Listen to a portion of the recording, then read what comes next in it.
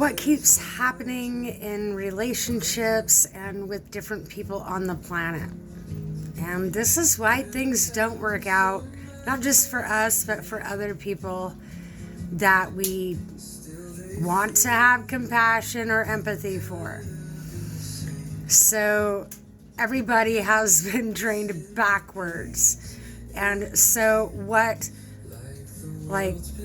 the outcome is that when in a relationship, there will be one or both parties with a cheater mentality.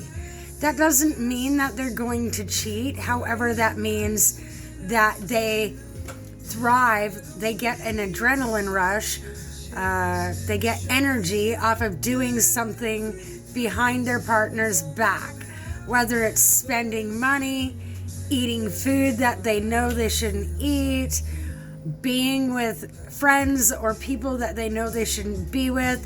This is the kind of person that it's not that they want to cheat, it's that because of the backwards mentality of society, that's what ends up happening because their instincts have been turned off.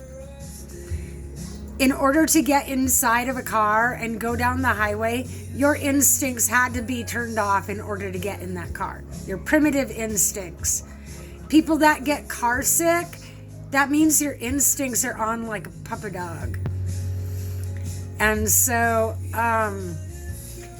what I noticed is that these people with the cheater mentality, what happened was that I became their drug of choice. And in this, it'll never work with that person.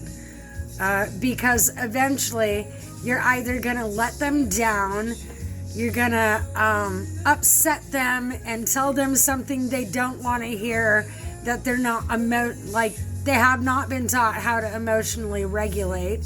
Therefore, if you don't tell them what they want to hear, they become an emotional toddler and don't know how to process that because they've been told what they wanted to hear their entire life. Thus, sometimes it's the oldest child that gets this because the mom just wants to turn off the chaos that's happening in the energy flow.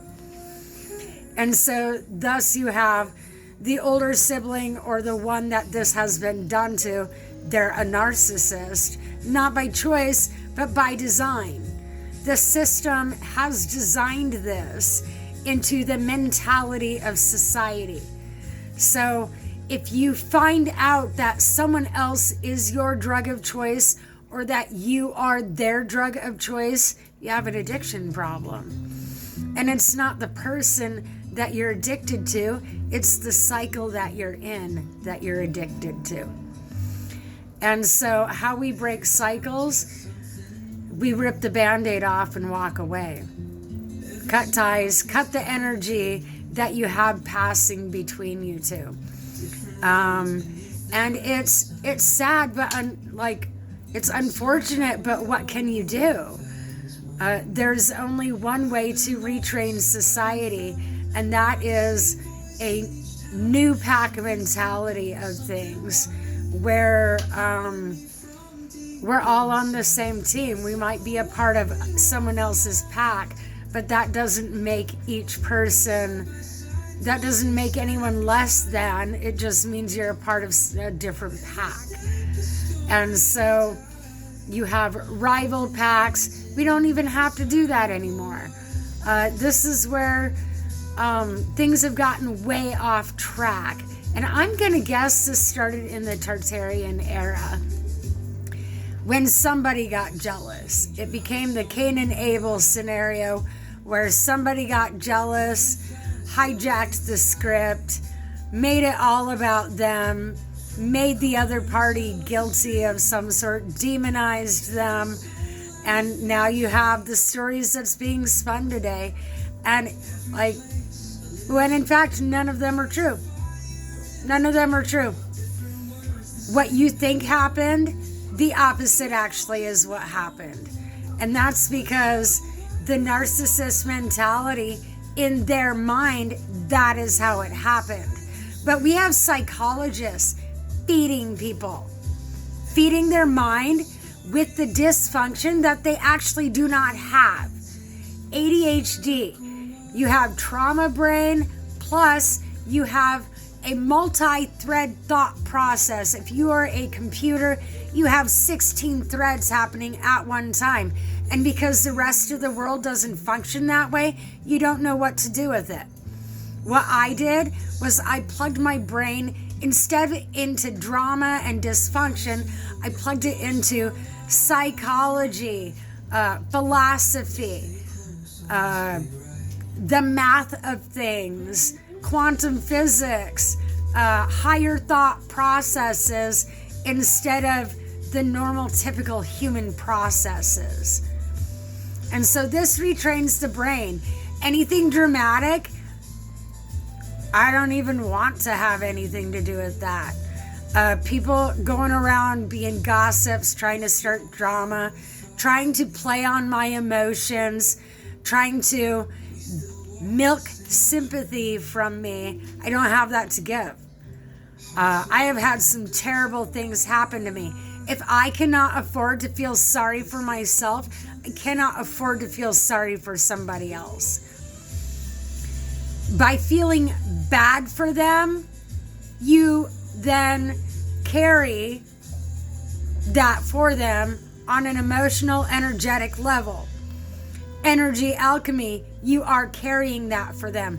So if someone else is a terrible parent and you feel bad for their kids, what you do, like energy alchemy, you are alleviating that parent of the guilt that they should have been feeling the whole time. And so you have to stop having feelings about that. That is hard to do in the world today. So you retrain yourself to think of something else. Because feeling bad for that child alleviates their parent of the guilt that they're supposed to feel. Yes, bad things have to happen in order for them to feel guilty. And most times they don't even feel guilty. They feel bad that they got caught. But this is where their child becomes the change.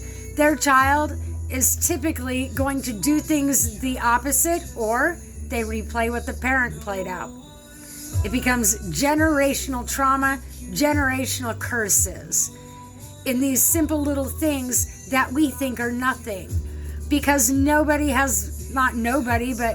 only recently are people being educated on any of these topics.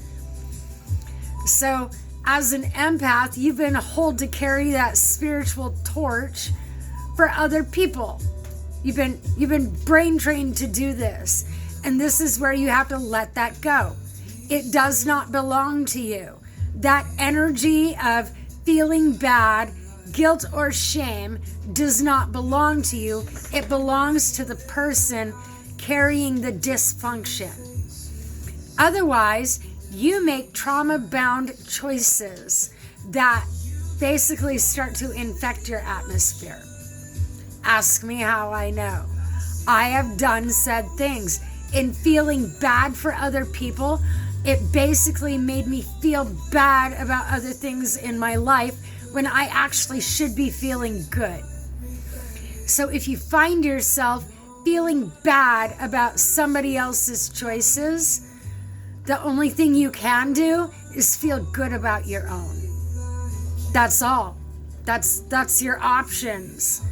Feel better about your own choices, or come through and find out, are you making those same choices? Because 9 times out of 10, if you spot it, you got it. It is mirroring somewhere in your life. And so in order to transmute that energy and return it to sender, you have to reflect, think on that, and then refract that back. Send it back.